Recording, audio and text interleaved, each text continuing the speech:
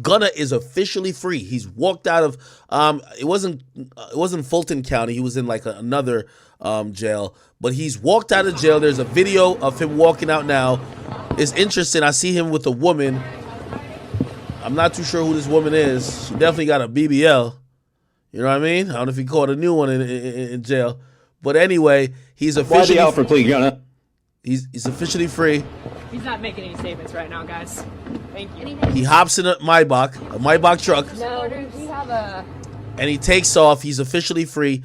I don't know if you read up on that yet, or we could definitely give you some time to like look at it. Apparently, the plea he took, he's getting 1 year in jail, plus 4 years of his sentence being suspended, and the 1 year got commuted to 6 or 7 months, which is time served.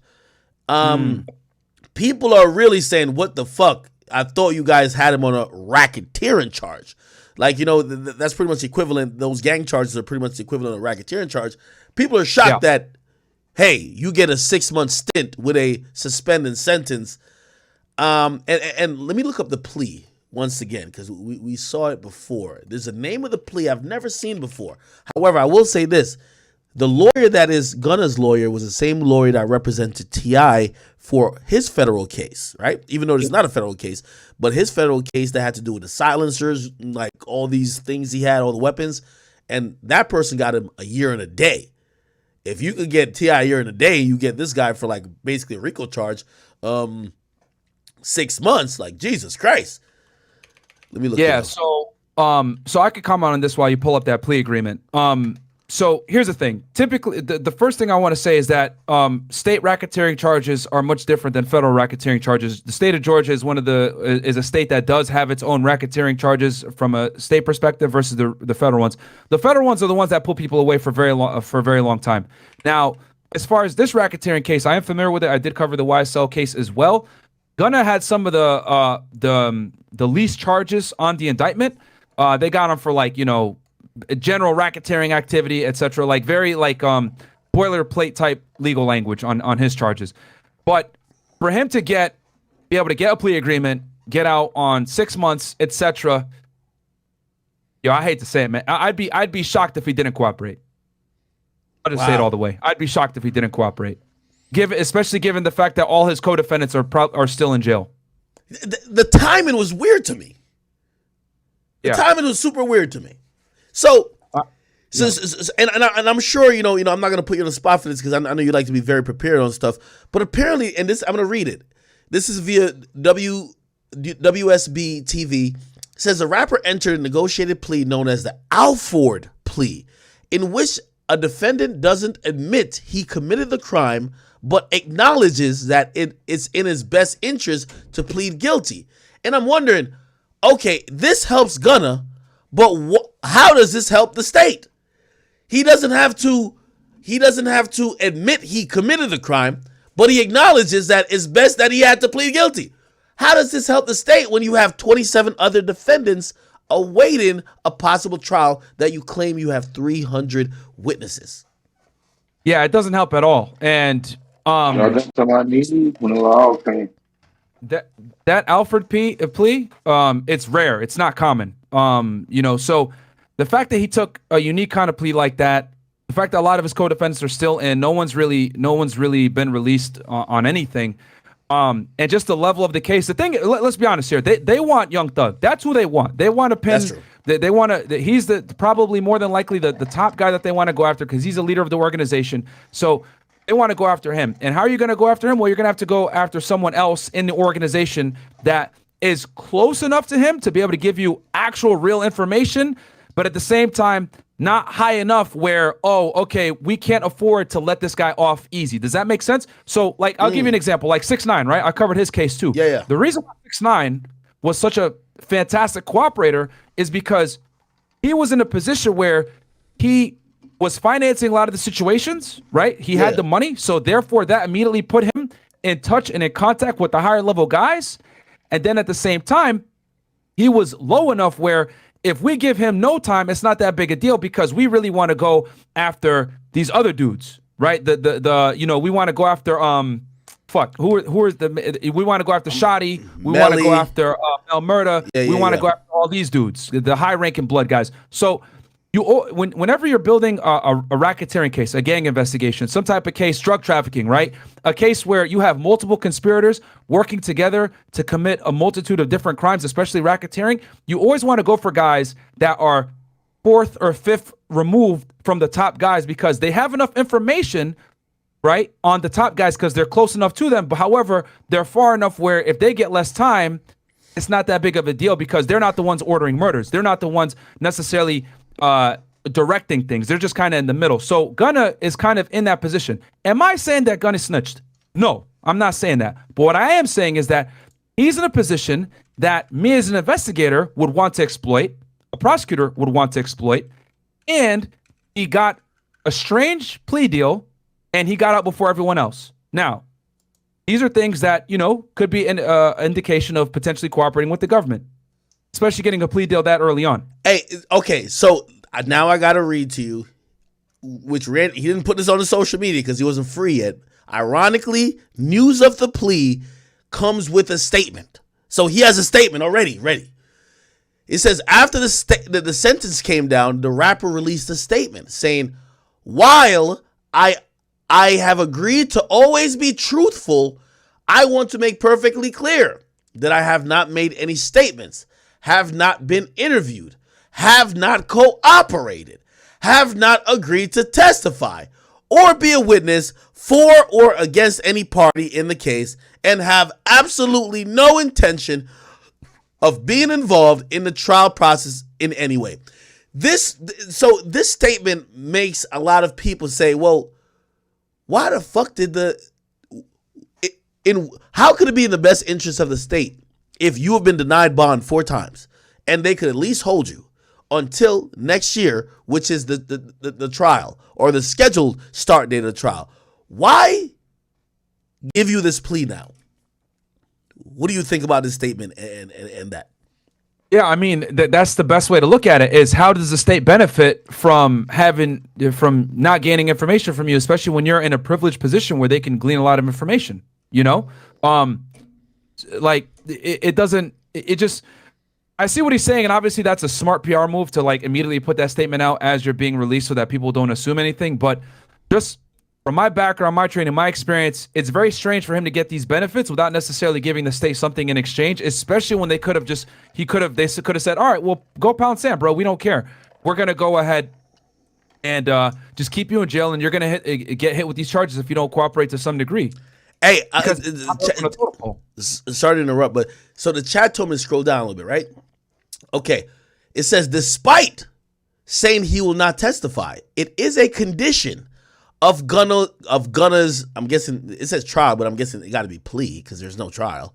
Yeah. A Gunna's trial that he testifies if he is called. So so I'm guessing they meant plea, but he has to testify if he's called, though he can claim the Fifth Amendment. What does this say to you? No, he can't claim the Fifth because he's not going to be charged. If he comes in, so here's the thing. So if he comes in after the fact, right, you can only invoke the Fifth if you're going to incriminate yourself. But they already got him for racketeering. So if he admits to any gang activity or anything that they already prosecuted him for and indicted him for, well, is this a loophole though, or a gray area? Because according to this Alford plea, the defendant doesn't admit he committed the crime, but acknowledges that it's in his best interest to plead guilty, which is weird. So you're saying you're pleading guilty because it's in your best interest, but you're not saying that you did anything. So maybe the Fifth Amendment. Go ahead. The other important thing to remember about that plea is that what they say also is that if I go to trial, I would more than likely also be found guilty by a jury. Oh, okay. That's another part of it as well. So here's the thing. Because this is the thing about plea agreements, because I've also seen a million of these as well. Plea agreements, you always have to be willing to cooperate with the government to some level, or the state, whoever the hell was prosecuting you, to some degree, and that's a whole part of the plea agreement. So if they do, let's say they do go to trial and they call Gunna to testify, he's not going to get that same Fifth Amendment privilege. Because they're going to ask him about crimes that they already charged him for in that indictment, which is racketeering activity. Let me ask you this question, and this is definitely opinion based. Do you think they give him this plea because, as you stated, but I believe they want Thug, and if now they put on they already threw 2 extra charges or two or three, even though those were minor charges on Thug's docket. If they also put into the ecosphere, well, you do know the guy who you be around a lot in the studios, and he also claims the same thing. He has taken a plea. If they stack that on top of whatever they got against Thug will basically just fold, because Thug has to know if you go to trial, they're going to call Gunna. Yes, and that the government will absolutely use that in their back pocket and say, "Listen, bro, Gunna, we will call Gunna against you if we need to," and they will. I guarantee you, that's a part there. And well, you already read it in the plea agreement. Every plea agreement, it's standard plea agreement language. Is you have a part of this plea agreement is, yes, you're getting less time, blah blah blah, but you need to be available if we call you to trial as a witness, and he's not going to get no Fifth Amendment privileges. That's interesting, because I remember and you obviously covered this whole case too, with the Tekashi 6ix9ine and like the whole 9 Trey guys. What really started setting the motion up for everybody to take pleas was when they knew Tekashi was definitely going to be a federal witness. And it's like everyone started thinking, hey, are you sure that if you go to trial and this guy got to sit up there and talk about his experience intimately with you, and if he's ever seen you do any crime, talk about any crime, this and third, are you sure you could still beat the United States government and everybody but the kidnappers, who clearly weren't aligned with 6ix9ine from the get-go? Everybody took a plea, including Shotty. Yep, and the other thing too, so let me let y'all know how the discovery process works, okay? Because I've been the agent that turns evidence over, right, during the process. After you indict someone, right, which is a formal charge by a grand jury, whether it's state or federal, you give all the information that you have to the prosecutor. The prosecutor begins the discovery process, where the prosecutor starts giving over all the evidence that you gather as the investigator to the defense. Now, don't forget, guys, as they're in jail, as they're in prison, the agent is still working, gathering evidence. So this discovery process is still fluid to some degree. You're collecting jail calls, you're still debriefing witnesses, you're talking to informants, so you're still developing evidence as the investigation is going, even after indictment sometimes. So what happens is the defense doesn't always have every single thing that the prosecution has. So what more than likely happened is, they saw, okay, Tekashi is going to cooperate. Cool. And then they started getting those downloads from Tekashi's phone. Then they started getting some of the stuff that Tekashi said to the prosecution and to the agents. Then as time got closer and closer to trial, that's when they got to start deciding, all right, am I going to go to trial, or am I going to just take the plea? So in Young Thug's case, right, it's a state. The state works way slower than the feds do. Okay, they're almost always, that's why you guys look at someone like YNW Melly, who's been in prison since damn near 2018, 2019, and they still haven't went to trial. The state takes their time a lot of the times and is very behind, especially states like Georgia, Florida, Texas, notorious for taking forever to go to trial. So I guarantee you that Young Thug's defense probably doesn't have everything yet, and the state is still gathering evidence, because from when I read that indictment, it's very apparent to me that they had what you call Title III intercepts, which is when you're listening to someone actively on a phone line, or you're bugging him and listening to them speak real time. So that type of evidence, right, to disclose all of that, to go through all of it, etc., is very time consuming. So hey, I got some new information also to add. Chat, thank y'all for reminding me I didn't scroll all the way down. Look, apparently, okay, they says Gunna also attested in the plea deal that he was in a car with Young Thug, whose real name is Jeffrey Williams, when officers pulled them over and found hydrocodone, methamphetamines, and a firearm inside. Which, by the way, they're definitely going to try to use and squeeze Thug. You could tell, because again, if they're giving him the slap on the wrist, they got to give somebody the DDT. It's according to the plea agreement, Gunna claimed the gun and drugs weren't his. But but according to the police narrative, there's only one person in the car. Yeah. See? Okay, explain that to me. Explain that to me. because hey, this might be really disguised. You know what I'm saying? Hey, I'm only taking a plea for me, but I'll sign off saying that gun was not mine though. But it's only 2 of y'all in the car. Yeah, and this is where cases can get complex, right? When you have informants, when you got people that are cooperating or whatever, sometimes, to get things done in a certain way where the defendant or the cooperator, right, isn't necessarily implicated, you have to write things or proposition things in a certain way that doesn't make it obvious that the individual that's cooperating is actually cooperating, if that makes sense, right? Mm-hmm. So I'll tell y'all from my personal experience when I had informants and cooperators, etc. Wait, hold on. Just to give the audience context, sure. You have worked with people who have been, knowingly cooperating with the U.S. government to obviously try to get either lesser time or try to avoid whatever. So these individuals and you've been in the trenches. I'm just trying to establish that for the audience. I'll put it this way. There was a time when I had 10 plus confidential informants and or cooperators working for me. Holy shit. Holy shit.